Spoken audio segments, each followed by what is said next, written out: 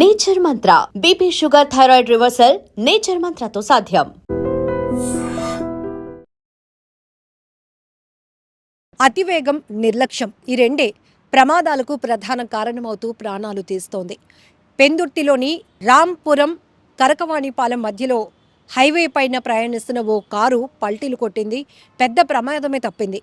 కేరళ నుండి భువనేశ్వర్ వైపు వెళ్తున్నటువంటి ఈ కారు పెందుర్తికి సమీపంలో ఇలా పల్టీలు కొట్టడంతో ఒక్కసారిగా అటువైపుగా ప్రయాణిస్తున్న వారు చూసి ఉలిక్కిపాటుకు గురయ్యారు. ఎందుకంటే ఈ మధ్య కాలంలో రోడ్డు ప్రమాదాలు తీరు చూస్తుంటే భయమేస్తోంది. అందులో ఉన్న వాళ్ళు ఏమైపోయారనే ఒక ఆందోళన ప్రతి ఒక్కరిలో మొదలవుతుంది.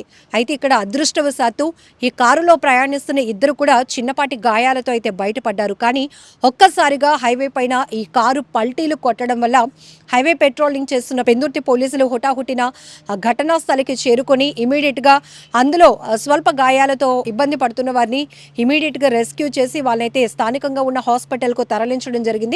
మరోవైపు ఈ రోడ్డుకు అడ్డంగా పల్టీలు కొట్టి పడి ఉన్నటువంటి ఈ కారుని క్రేన్ సాయంతో తొలగించడం కూడా జరిగింది. అయితే ఇది ఓవర్ స్పీడ్. ఒకవైపు భారీ వర్షాలు కురుస్తూ ఉండడం వల్ల రోడ్లు స్కిడ్ అవుతున్నాయి. దాంతోడు స్పీడ్ తగ్గించి ప్రయాణం చేయండి రా బాబు అంటే ఎవరు వినే పరిస్థితిలో లేరు. సో ట్రాఫిక్ అంటే క్లియరెన్స్గా ఉంది, రోడ్డు పైన ఎవరు లేరు, నిర్మానుష్యంగా ఉన్న మనం ఒక్కరమే ప్రయాణం చేస్తున్నామంటూ కాస్త స్పీడ్ పెంచి దూసుకుపోతున్నారు. కానీ పరిస్థితులు కూడా మనం అర్థం చేసుకోవాల్సిన అవసరం ఉంది. పోలీసులు కూడా ఎప్పటికప్పుడు మనల్ని మానిటరింగ్ చేస్తున్నారు. ప్రమాదాలు పొంచి ఉన్నాయి, జాగ్రత్త అంటూ అలర్ట్ చేస్తూనే ఉన్నారు. ఇక్కడ ఈ పెందుర్తికి సమీపంలో రాంపురం అలానే కరకవాణిపాలెం మధ్యలో ఉన్నటువంటి ఈ హైవే పై కూడా అక్కడ రైలింగ్స్కి ఆ కారు ఢీకొని పల్టీలు కొట్టినటువంటి పరిస్థితి కూడా ఉంది. ఓవర్ స్పీడ్, మరొక వైపు ఇక్కడ భారీ వర్షాల వల్ల రోడ్లు స్కిడ్ అవ్వడం అనేది ప్రధానమైన కారణంగా తెలుస్తుంది. ఏదేమైనప్పటికీ అదృష్టవశాత్తు మాత్రం కారులో ప్రయాణిస్తున్న వారికి ఏమీ కాలేదు. మరొక వైపు ఇప్పుడు ఖమ్మం నుంచి జన్నారంలో వాగులో కొట్టుకుపోయిన లారీ దృశ్యాలు కూడా గత 2 రోజులుగా సోషల్ మీడియాలో వైరల్ అవుతున్నాయి. ఎందుకు?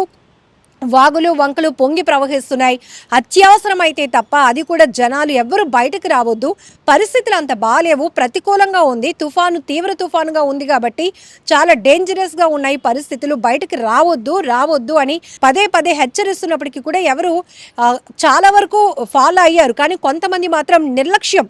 వాళ్ళు చెప్తే మనం వినేదేంటి, లేకపోతే వాళ్ళ మీద వాళ్ళకి ఓవర్ కాన్ఫిడెన్స్ తెలియదు. కానీ పొంగి ప్రవహిస్తున్న వాగులు నీటి ఉధృతిని మాత్రం ఎప్పుడూ అంచనా వేయకూడదు.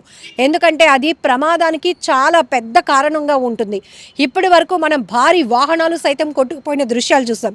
ఇప్పుడు ఖమ్మంలోని జన్నారం వాగులో కూడా ఈ లారీ డ్రైవర్ అతి తరకంగా ఎవరు చెప్పినా వినిపించుకోకుండా నేను భారీ వాహనాన్ని డ్రైవ్ చేస్తున్నాను కాబట్టి దీన్ని దాటుకుంటూ వెళ్ళిపోగలను అనే ఒక ఓవర్ కాన్ఫిడెన్స్తో అలా ముందుకొచ్చాడు, వాగులో కొట్టుకుని పోయాడు. ఇది ఒకటి. ఇక విశాఖ వరకు వస్తే గోస్తని నదిలో ఒక మూగజీవి ఆవు అటు ఇటు జనాలు అలా చూస్తుండగానే కొట్టుకుపోయింది. అక్కడ కూడా ఒక నిర్లక్ష్యం స్పష్టంగా కనపడుతోంది. ఆ రైతు ఆవును తోలుకుంటూ వెళ్తున్నప్పుడు నార్మల్గా రోడ్డు పైన అయితే ఏవైనా ట్రాఫిక్ ఇబ్బందులు వచ్చినా, ఏదైనా వెహికల్కి ఆవు అడ్డంగా వెళ్ళిపోతుందనో, గేదెలు కావచ్చు, లేకపోతే వీటికి ఎవరైనా ఢీకొట్టి ఏమైనా గాయపరుస్తారేమో అని చాలా జాగ్రత్తగా తీసుకెళ్తాడు. ఇప్పుడు తుఫాను పరిస్థితి, భారీ వర్షాలు ఇంకా కొనసాగుతున్నాయి. తుఫాను తీరం దాటినా కూడా ఇప్పటికీ మరొక 24 గంటల పాటు ప్రజలు అప్రమత్తంగా ఉండాలి అని కూడా వాతావరణ శాఖ అటు ప్రభుత్వ అధికారులు కూడా సూచిస్తున్నారు. అయితే గోస్తని నది వైపు ఒక ఆవుని తోలుకుంటూ వెళ్తున్నటువంటి ఆ రైతు దాని వెంబడి వెళ్ళలేడు. ఎందుకు? అతనికి భయం వేసింది. మరి ఆ మూగజీవి వెళ్ళిపోగలదా? ఆ వాగు దాటేయగలుగుతుందా? ఆ నది ప్రవాహాన్ని దాటుకున్నది సరైన మార్గంలో వెళ్ళిపోగలుగుతుందా? లేదు. అది తెలిసినప్పటికీ పోనీ అక్కడ ఉన్న వాళ్ళు ఎందుకయ్యా నీకు ఈ రిస్క్, అది అటో ఇటో వెళ్ళిపోతే కొట్టుకుపోద్ది అని ఎవరైనా అలర్ట్ చేస్తున్న బాగుండు.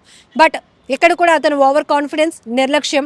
ఆ మోగజీవి అలా క్రాస్ అవుతూ ఆ నీటి ప్రవాహానికి ఆ గ్రిప్ సరిపోక అది కూడా గోస్తని నదిలో ఆ గోవు గల్లంతైనటువంటి పరిస్థితి. దృశ్యాలు చూస్తుంటే మనసు తీవ్రంగా కలిసివేస్తుంది. ప్రమాదం అని తెలిసి కూడా మరి ఎందుకు రిస్క్ చేస్తున్నారో అర్థం కావట్లే. ప్రాణాలు పోగొట్టుకోవడానికైనా అని అనిపిస్తూ ఉంటుంది కొన్ని ప్రమాదాలు చూస్తుంటే. దారుణాతి దారుణం. ఈ 3 చోట్ల కూడా అతి వేగం, నిర్లక్ష్యం ప్రమాదానికి కారణమయ్యి ఇటు ఆ లారీ డ్రైవర్ భారీ వాహనంతో పాటు గల్లంతయ్యాడు, ఇటు గోమాత కూడా గోస్తని నదిలో గల్లంతైపోయింది. అటు పెందుర్తిలో కూడా ఒక కారు కేరళ నుంచి భువనేశ్వర్ వైపు ప్రయాణం చేయాల్సినటువంటి కారు అతివేగం, అలానే రోడ్లు స్కిడ్ అవ్వడం వల్ల పల్టీలు కొట్టింది. ఈ 3 ఒకసారి చూస్తే కనుక అతి వేగం, నిర్లక్ష్యమే ప్రధానమైన కారణం.